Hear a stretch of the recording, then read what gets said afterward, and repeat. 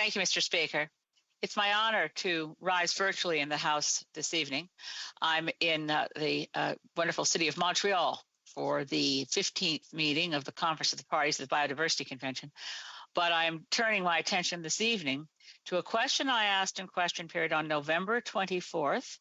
The question had a response from the Honourable Minister of Transportation. This is a complex issue. It's one that doesn't come up very often in the House, so forgive me if I step back and set some context before I dive into this.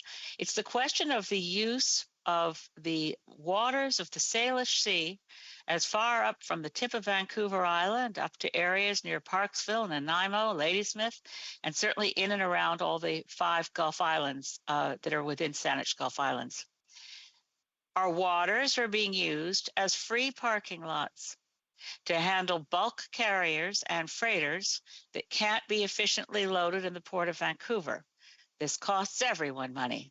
The grain farmers who want their product shipped in a timely way, the grain sellers who want to have the product delivered, and those who are buying the product line up at the Port of Vancouver, where the freighters find that their holds can't be filled, they're sent away, and they cool their jets and sit in the waters of the Salish Sea in places Transport Canada has dubbed anchorages. They are, under common law, the vessels at sea must be given refuge in safe anchorages at times of storms. This isn't storms, this is routine, daily and multiplying. What does this mean? As I pointed out in my question on November 24th, it's a loss of quality of life, and the constituents of Saanich Gulf Islands and throughout the area, in the region, do not feel consulted.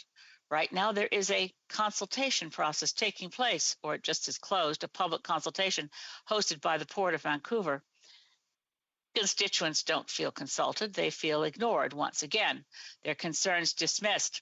As the Port of Vancouver officials informed people, the public, that the use of the Salish Sea for free parking was going to continue. It was an essential part of the Port of Vancouver's operations. Of course, nobody pays for it except, again, the grain farmers, the people buying the grain, the people selling the grain, and the residents of Saanich Gulf Islands, Cowichan, Malahat, Langford, and other regions through our marine coastal zones. The indigenous nations of this area were never consulted either, and they are angry at the idea that their treaty rights under the Douglas Treaties mean so little that the Port of Vancouver and the federal government have never engaged with them about this use of our waters. What else does it mean? It means damage to the southern resident killer whales from the noise of these massive vessels moving and parking in our waters. It means damage to the benthic organisms, the ocean floor, of course, because these being anchorages and not ports, the anchor drops and drags. But this was the point I really wanted to raise in Late Show tonight.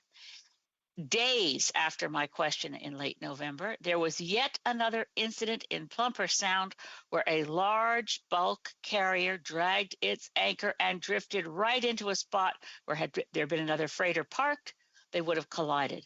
We've had 102 incidents in the period from 2015 to 2020, 102 times that these large vessels have drifted on their anchors and sometimes collided, nearly collided. In other words, Mr. Speaker, it's a large accident waiting to happen. And the residents of Saanich Gulf Islands, the people of this area, are absolutely fed up to our teeth with this ignoring of our rights and abuse of our ecosystem.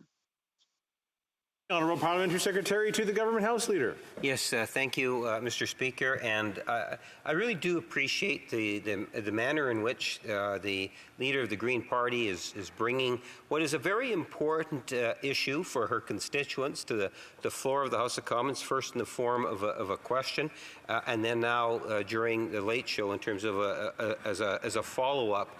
I think that most people would see the issue for what it's worth, and that is obviously we are very much concerned about our coastlines, and as a government, committed to working with others, other stakeholders. The member says that there has been no consultation that has been completed.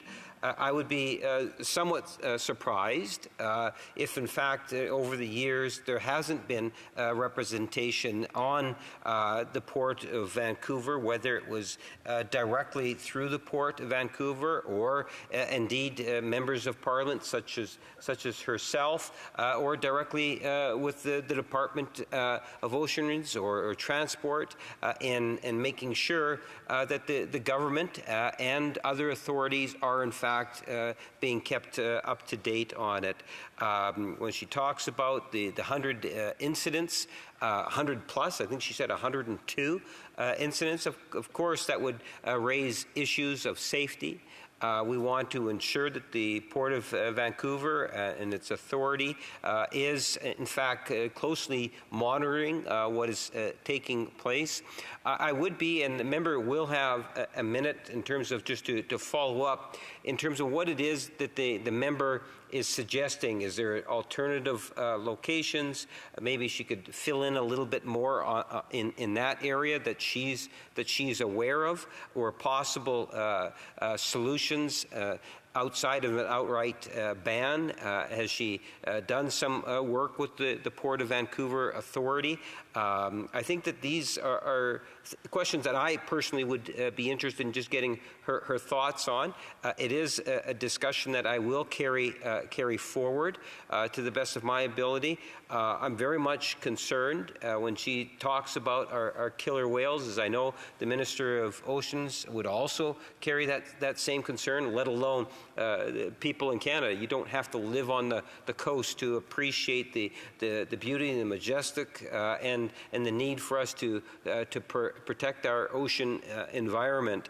Mr. Speaker, the government has invested both financial and through regulations and laws to protect our ocean ways, invested a great deal of money, and I suspect that the interest is there.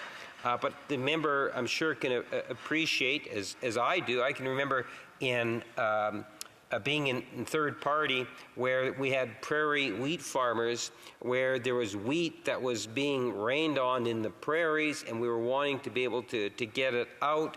And at the time, I can recall raising the issue where we had these large ships anchored just outside of Vancouver, and why it is that we can't get it in. It does seem to me that we do need to work more collaboratively with the Port Authority and look in terms of what viable options could be there going forward. Suffice to say, I'm not surprised that she's in Montreal doing the work that she's doing there. And I am pleased that she's taken the issue in a late show to again raise the awareness of it, and I will be sure to pass it on to the appropriate minister. Her concerns. The honourable member for Saanich Gulf Islands. Thank you to the Honourable Parliamentary Secretary. I couldn't ask for a better opportunity for dialogue because, believe it or not, in some ways this is supply chain hell, and it links our ridings. There's very few issues that will link directly, and it's the rail lines that link us from Winnipeg to Saanich Gulf Islands, and it's the inefficiency of the delivery of grain primarily. So here's two solutions. One, the Liberals promised to ban the export of coal to other countries. We are getting coal shipped up from the United States because U.S. coal ports no longer ship because of the climate concerns. So let's ban coal exports. That will help. The Liberals already promised to do it. And not ban. Obviously, we want to improve the facilitation of grain exports. The honourable member will remember when we had the wheat board, the exports of grain and the shipment was better coordinated. This is driving the unions, the longshoremen don't like this. CN and CP are behind inefficiencies along with the Port of Vancouver. We need to fix the system for shipping grain, and then we won't have anchorages. The Honourable Parliamentary Secretary. Yes, Mr. Speaker, I've always enjoyed the one-on-one discussions that the leader of the Green Party has had with myself, and would invite her, maybe the next time that we can get together to have some dialogue. It is an area of concern and interest on my part, and I would welcome to have that. I have found her to be very informative on a wide spectrum of issues. issues, and especially, as she so eloquently pointed out, there is a connection even for the city of Winnipeg and our trains. Winnipeg is a hub of train activities, and I do appreciate the manner in which she raises it, and I look forward, Mr. Speaker, to being able to have a further dialogue with her on this in the coming days ahead.